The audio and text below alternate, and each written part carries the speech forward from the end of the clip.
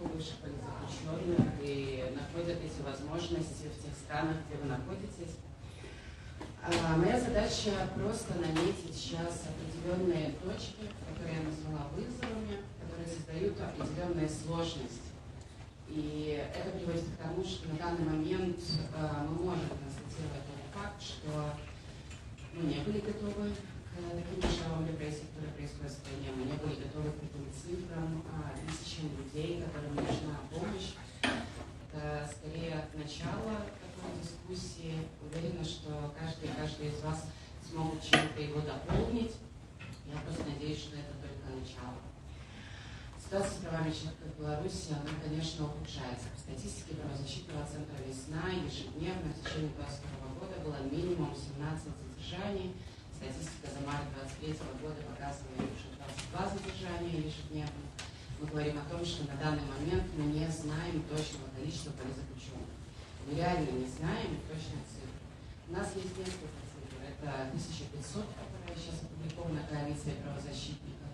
Это альтернативный подход иных правозащитных инициатив 1758. У нас также есть данные списка экстремистов Министерства внутренних дел, на данный момент там 2712 лиц. У нас есть террористический список КГБ, где уже 292 белоруса. По словам очевидцев, людей, которые отбывали свои сроки в колониях, находились в СИЗО, по словам адвокатов, которые работают по уголовным политическим делам, по словам активиста, скорее всего, речь идет о порядка 5000 заключенных на данный момент. Нет, не путайте, не возбужденных уголовных дел, а именно людей, которые находятся сейчас в местах несвободы. Я знаю, что многие критично относятся к этой информации, но я просто приведу один простой пример. Несколько недель назад по Гомельской области Следственный комитет опубликовал статистику, что у них с августа 2020 года было возбуждено в регионе Гомельской области 1500 уголовных дел. Правозащитникам известно о 492 из них. Это 33%. То есть мы можем говорить о том, что, скорее всего, официальные цифры правозащитников можно смело умножать в разы. Это происходит по очень большому количеству причин. Люди в Беларуси находятся в постоянном хроническом страхе. Они не сообщают ни журналистам, ни СМИ, ни блогерам, ни активистам, ни правозащитникам фамилии своих близких, которых задержали. Они опасаются, что они могут лишить их последней надежды на выход из мест несвободы, на переквалификацию статьи, на возможность уйти на домашнюю химию и так далее и тому подобное. Эта информация скрывается, и мы все чаще видим, как Весна публикует призыв, что просто сообщайте данные, мы не будем их публиковать, нам просто нужно оценивать масштабы катастрофы. Но мы знаем, что люди очень запуганы. Вторая причина, как я уже сказала, это разность подходов, а третья причина – это то, что государство маскирует политическое преследование иными статьями Уголовного кодекса. Мы знаем, что людей задерживают по политическим мотивам, но при этом вменяют экономические статьи, взяточничество, неуплата налогов, вменяют хулиганство, вменяют наркотические статьи 328. Правозащитникам уже известно 11 кейсов, когда вменяют распространение порнографии, потому что в любой есть доступ к телефонам задержанных, и они просто предъявляют личную переписку людей и возбуждают уголовные дела даже по таким кейсам. Поэтому мы говорим о том, что это действительно очень большая сложность. Кто у нас является политзаключенным, какие нам нужны объемы ресурсов, чтобы поддерживать семьи таких людей и так далее. Также хочется сказать про такой вызов, как разрыв между белорусскими и белорусами, которые находятся внутри страны, за пределами страны, и ментальное состояние людей, которые находятся в Беларуси. Ну и, конечно же, уехавших. Мы можем сколько угодно обсуждать цифры, исследования, как люди относятся внутри страны к различным событиям, но важно понимать, что люди, которые вовлечены в оказание помощи политзаключенным, которые находятся в стране, они живут в постоянном страхе, в постоянном чувстве вины, с абсолютным ощущением бессилия и безнадеги.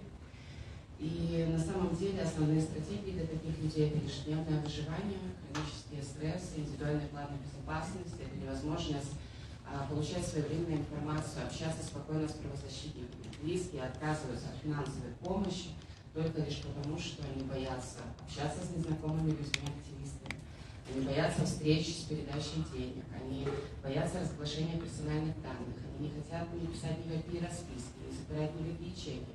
И это создает как раз вот этот барьер, когда даже если ты очень хочешь помочь, очень сложно найти вот эти каналы, через которые такую помощь можно пускать. Такой, конечно, ситуации рождается вот этот разрыв, когда люди думают, что у вынужденно уехавших из страны людей теряется связь с этим актуальным положением дел, что мы оторвались от реальности, мы не понимаем, что там происходит. Вот. Но при этом, как исследования показывают, очень сильное чувство, которое испытывают люди внутри страны, это вера. Вера на всех нас, потому что у них, как бы, по их ощущениям, гораздо меньше возможностей повлиять на эту ситуацию.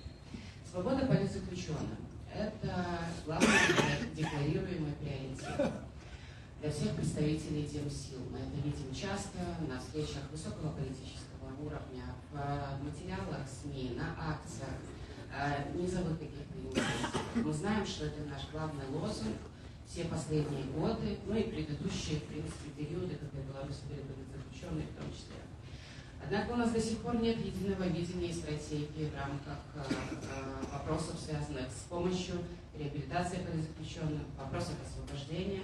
И как следствие у нас вообще разрозненные тактики, у нас разные пути, зачастую противоречащие друг другу, это рождает публичные конфликты.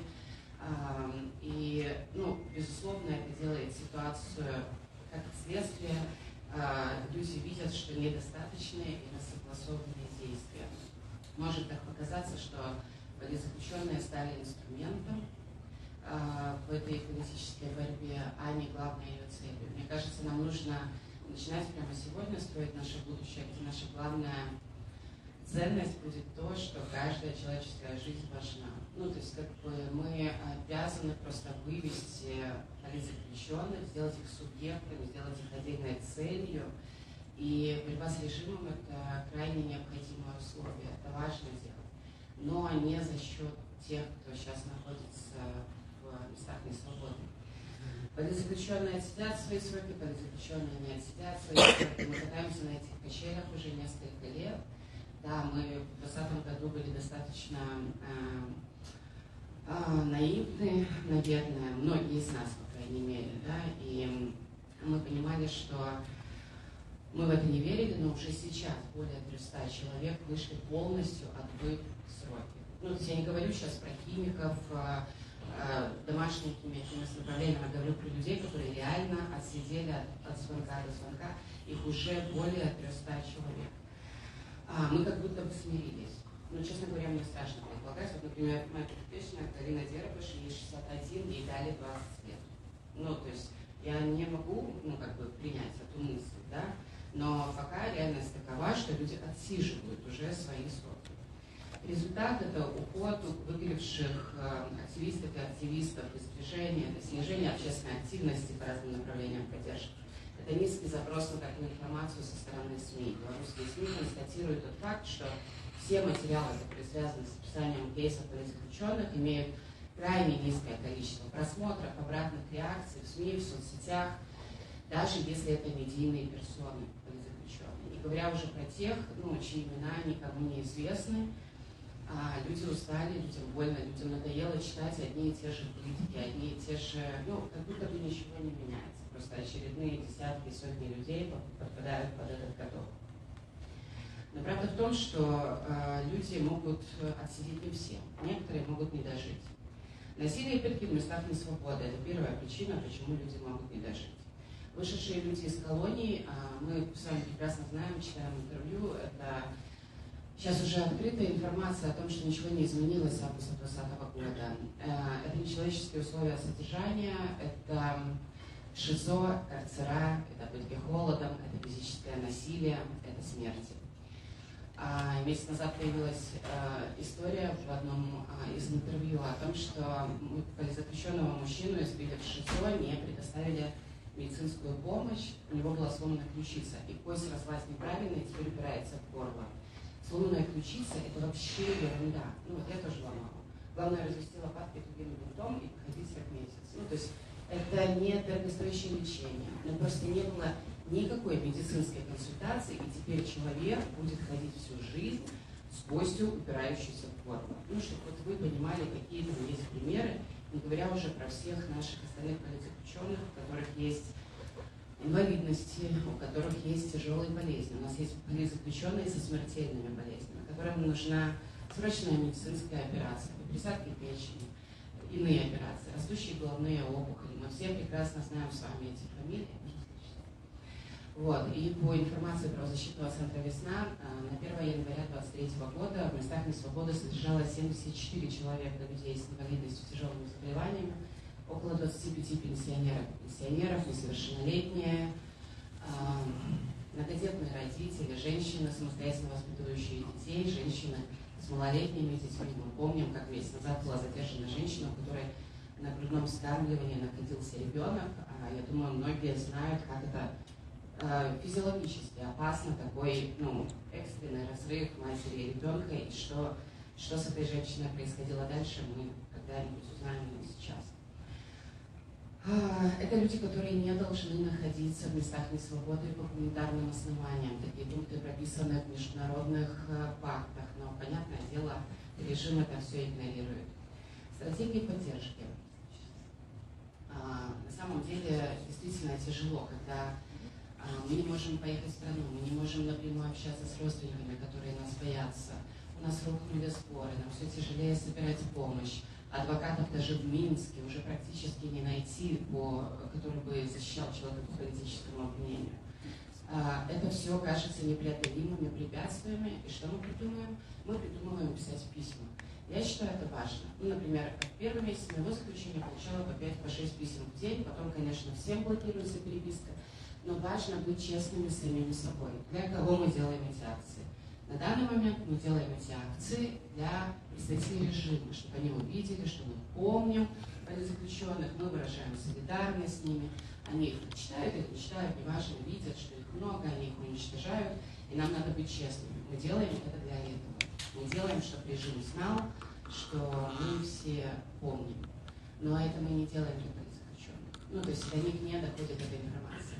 Даже Эдуард Бабарико, единственный человек неосужденный, уже практически 3 года сидит, даже он говорит о том, что, мне кажется, про меня уже никто не помнит. Уже столько было задержаний после меня, уже там совсем все изменилось. То есть даже такие люди, которые, кажется, были обеспечены общественным вниманием, даже они не верят, что про них кто-то помнит. Потому что рационально пытаешься себя убедить, что, наверное, пишут, но это так не работает. Ты все равно думаешь, что тебя забыли, и с тобой остались только твои родственники. НГО и фонды солидарности. Тут есть несколько проблем, я понимаю, что я уже затягиваю, немножко время. Есть проблема, связанная и с тем, что все фонды солидарности, они работают в изгнании. У всех есть свои каналы, как помощь все-таки осуществляется внутри Беларуси, но важно понимать, что в Беларуси на данный момент ликвидировано более 1249 организаций, которые так или иначе были этой социальной инфраструктурой для людей, которые предоставляли юридическую помощь, гуманитарную, социально-психологическую, медицинского характера. То есть вся ранее существующая инфраструктура, она рухнула. Все, что сейчас в стране происходит, делается силами единичных волонтеров, которые под риском ежедневного задержания, они все-таки принимают от нас ресурсы, они пытаются выходить на связь с родственниками, они продолжают рисковать своей свободой, чтобы продолжать поддерживать семьи политзаключенных. Важно понимать, что все фонды солидарности выехали и тоже столкнулись с большим количеством вопросов. Я сейчас не буду даже говорить про то, что происходит, вы сами все прекрасно знаете, это я тут не так далеко, многие из вас вообще все это проживали, переживали, это травматичные темы, как складываются у нас внутри наших сообществ, взаимоотношения, какие у нас друг к другу претензии, обвинения. Я сейчас про другое. Например, я, когда выходила на связь с фондами солидарности, насчитала 17. Вы знаете? 17, а я уже знаю. А в чате для бывших политзаключенных все пишут и спрашивают, а кто-нибудь знает какой-нибудь фонд поддержки, кроме Байсол и Весны? Я про меня больше никого не знаю. Информации нет никакой. Информация лежит в разных местах, разрозненная. То есть мы создаем помощь для людей, переживших насилие, пытки, заключения и так далее, но люди даже не знают, куда они могут обратиться за помощью. Это очень большая проблема. Еще большая проблема для людей, которые выходят из заключения, но остаются внутри страны. И, ну, это катастрофа, потому что они не то, что не знают, они даже не ищут такой информации и не будут обращаться за помощью, потому что они вышли из колонии, получат 300 евро гарантированной выплаты от бойцов и снова сядут в колонию. И, ну, вот это очень большая проблема, связанная с тем, что практически все фонды солидарности объявлены экстремистами. Дальше, больше 300 человек, как я уже сказала, полностью отбыли наказания, плюс люди, которые были в заключении, но не доехали до колонии, химики. Тут огромный пласт вопросов и вызовов, связанных с тем, что у нас нет на данный момент системы поддержки и помощи. Как я уже сказала, кто-то занимается разными выплатами, персональными сборами, кто-то помогает пройти медицинское обследование. Вот сейчас начинаются проекты, связанные с медицинской реабилитацией за рубежом. Но это все лежит в разных местах, на это все ограниченные ресурсы. Этим сможет воспользоваться 100, 200 человек. Да? Что будем делать с остальными? Сейчас ежемесячно выходит минимум несколько десятков людей. И это будет продолжаться. То есть сейчас это более 300, через пару месяцев мы с вами увидимся, я вам расскажу, что это будет там более 500, потом еще и еще. И наши требования освободить политзаключенных, честно говоря, мне иногда страшно подумать, что бы произошло, если бы они взяли это и сделали. Потому что на данный момент все интервью политзаключенных, которые остаются внутри страны, все опросы показывают, что люди там нищенствуют. Их никто не хочет брать на работу с судимостью, особенно потому что это политическая статья. Они потеряли имущество, у них все арестовано. Даже если это 342 обычно, это огромные выплаты Минстрансу. Это на самом деле катастрофа, и у нас нет этой системы помощи. Что мы будем придумать, я не знаю. Создавать международный фонд или создавать еще какие-то программы.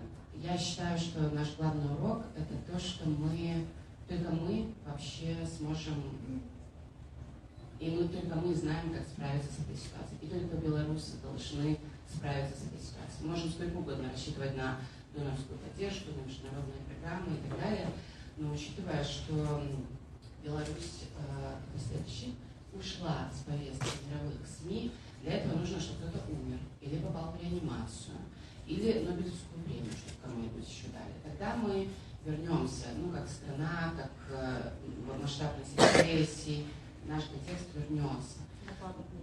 На пару дней, спасибо. Я вот вчера с Ольгой познакомилась, она работала в группе по мировым по журналистам, то, что мы вчера обсуждали.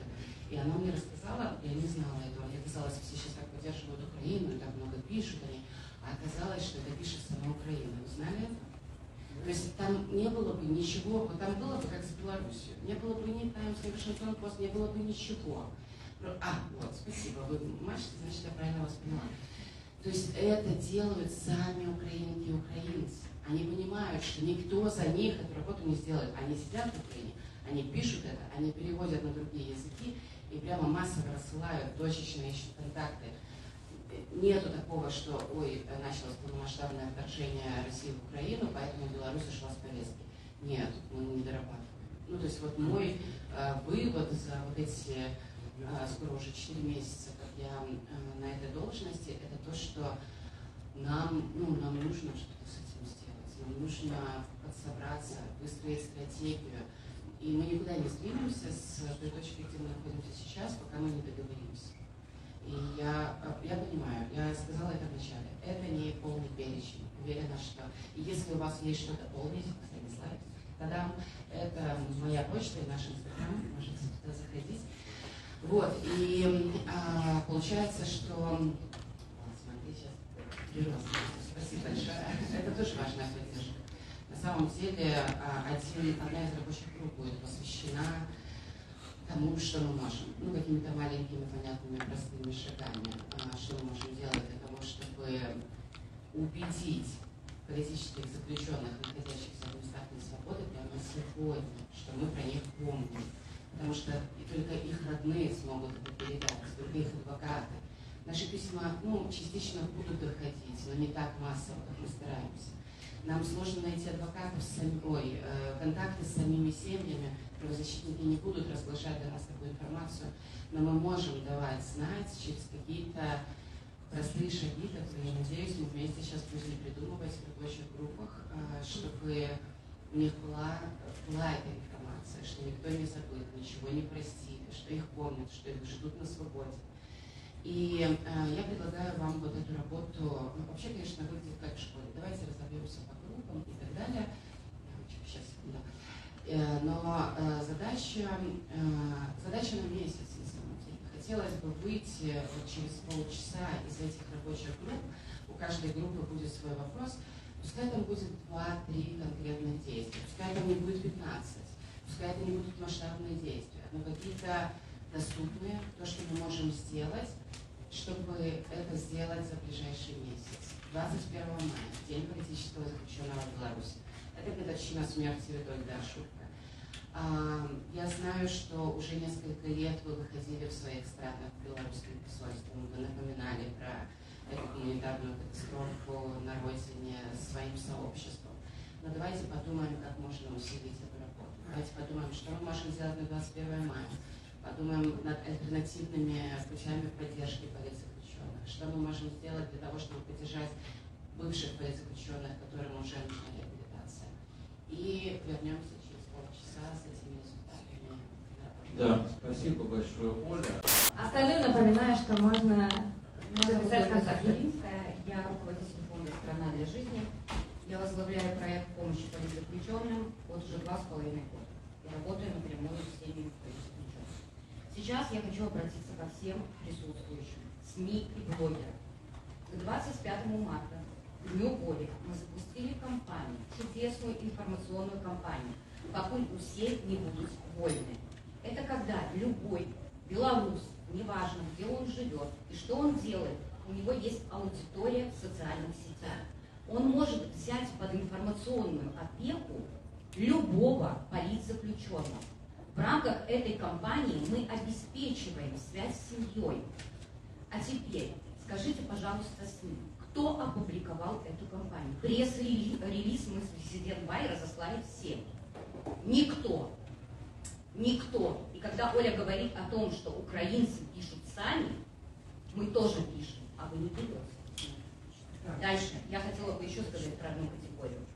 Мы говорим о том, что у нас сидят тяжело больные дети, тяжело больные люди в тюрьмах. И я хочу сказать такой момент. У нас есть семьи с детьми-инвалидами. Это семьи политзаключенных. У нас есть семьи, где жены и родители болеют онкологией. Понимаете? Где есть лежачие родители. И никому нету до этого дела. Нам с вами нету до этого дела. Понимаете? Ведь найти сиделку для такого родственника в городе, где он живет, нам всем под силу. Мы все жили в Беларуси. Но мы этого не делаем. Понимаете? Мы претензия не к тому, насколько нам помогают или не помогают организации. Претензия должна быть к нам. Этого не делаем сегодня мы. Спасибо. Мне падаецца таксама добры такой уступ да працы адной з груп, якая будзе працаваць па шляхах падтрымкі палітвязнёў і сем'яў. Так, мы зараз сформуем 5 групп. Калі хочаце, калі вас задавальняе тэма, побач з якой вы сидите, то можете оставаться на этом же месте и начать працаваць. Я ще раз нагадаю, тут у нас група, яка працює з альтернативними шляхами підтримки. Гэта група «Система допомоги і реабілітації бойових політняволів». З того боку платформа «Одно в окно». 21 травня – День політняволених у Білорусі. І група зв'язана з адвокатуванням прав міжнародних СМІ, медійних персон.